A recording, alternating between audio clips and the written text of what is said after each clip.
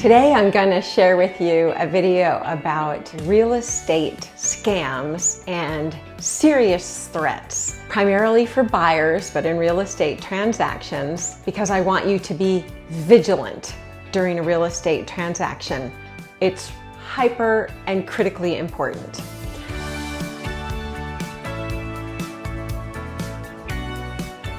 Hi, I'm Beth Grasso with the Grasso Team at Keller Williams Gold Coast in Westport, Connecticut. I cover mainly Fairfield and New Haven counties along the coast and further inland. Real estate transactions have long been a target for any type of financial scam by ne'er-do-well people or crooks, basically. This means everyone from a buyer or a seller, a loan officer, a contractor, and beyond. What I'm going to talk about and focus on is primarily for buyers, specifically how and where some of the fraud can penetrate the portion of a real estate transaction in Fairfield County and in other places, but primarily where within the transaction it can be hacked and where you as a buyer need to be educated, aware, and extraordinarily sensitive and diligent with your private financial data and any money movement that you do. Cybercrime is real, and in real estate, it has reached what some call epidemic levels. In 2025, through real estate-related fraud, Americans lost $275 million, according to the FBI and their latest figures. I actually think that might be billion. It's huge. What this means is that it is critical that you watch this whole video so that you are not part of that huge figure. 275 million is major. Remember, each and every dollar that we're talking about, whether it's the million or the billion, came from somewhere. It came from someone's hard work and their wallet or their bank account. Many of the stories begin with just before closing. Could you imagine if you wired over $200,000 and then you learned that your savings, your deposit funds never got there? They never got to where they needed to be for you to buy your house? With the increased use of and daily growth and sophistication of AI, it is becoming easier to deceive home buyers and sellers and real estate agents, period. Real estate is one of those areas that it's a brilliant target for cybercrimes because real estate is a high dollar transaction and the abundance of public data available. So AI is getting so much better daily at impersonating the parties to a real estate transaction. For example, you have emails that look just like the real one you received a little while ago, like this morning, or the voicemail you received a few days ago. And now they even have deep fake video messages that you can get. More than 20% of those in a real estate transaction have said that they received suspicious communications during the preparation time for the actual closing. This is actually, in doing some research for this is according to a 2026 State of Wire Fraud report. There really is a State of Wire Fraud report, but there really is a State of Wire Fraud fear in and around the final stages of funding for a real estate transaction. For example, every single buyer and seller are asked in our brokerage firm to sign a wiring scam advisory disclosure. We stay really close with our clients when we are getting toward the final stage, toward the closing.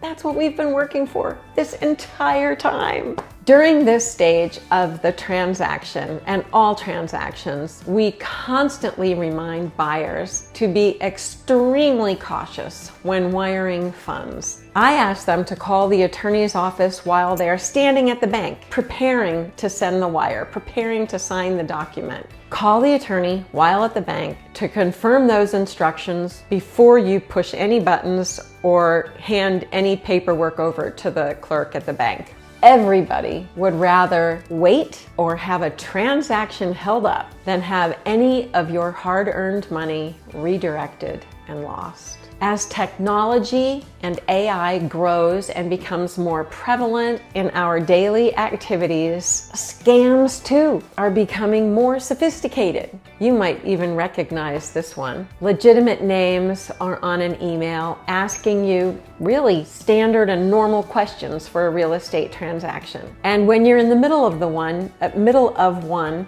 you're going to understand what I mean, because you're going to get emails from the lender or emails from the attorney. If you look really closely at that email, or if you look at the reply or the return address and you see that it doesn't match the name, well, guess what? It's completely fake. And that email has been created, or somebody's email account has been hacked. You would never know this if you didn't look at that email address and the return small little area up at the top on the left. An email toward the end of the transaction giving you instructions and reminding you of the process. This is a normal routine workflow in a real estate transaction. And when you get it from a scammer, it is being exploited or hijacked, I like to say. In Fairfield, we had a piece of land a few years ago sold to a builder who in turn sold it to a buyer for a custom build, your dream home. Could you imagine? And the owner of that land had no idea it was being sold. Imagine that phone call.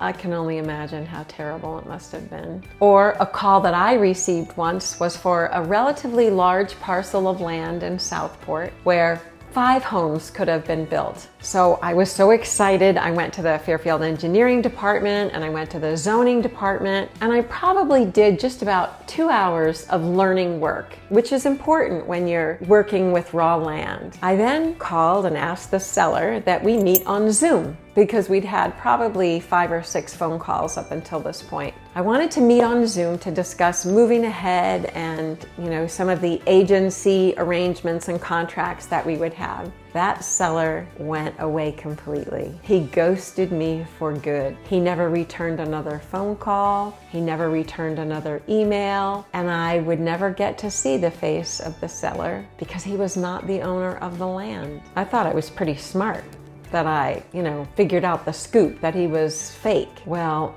we have learned consistently how to spot something that does not seem right. I've learned that they have fake documents that scammers are creating and they're using to take advantage of people. Primarily buyers, because buyers are doing a lot of the work, whereas sellers are packing and they've already lived in the house for a while.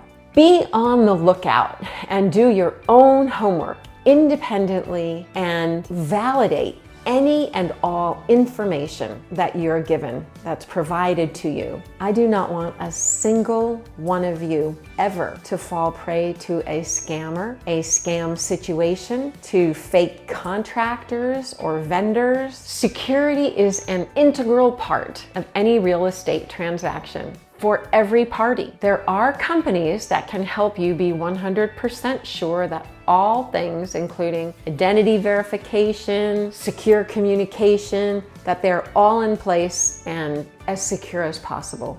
In today's world, you want security as part of the transaction. Kind of just like seatbelts are in every single car. Security is what you expect in a real estate transaction. I know I do. So my suggestion is to double and triple check with direct phone verification before you transfer or move any funds at all. Question any email you receive regarding funds of any type that you're being asked to send them anywhere, just to be sure that it is from the actual person who owns that email address. Cybercrime is real, and in real estate transactions, it is no joke, and we want to be sure you are as knowledgeable and smart and protected as you can be. I want the same for me, so let's do it together. Thanks for watching, and I look forward to talking to you soon.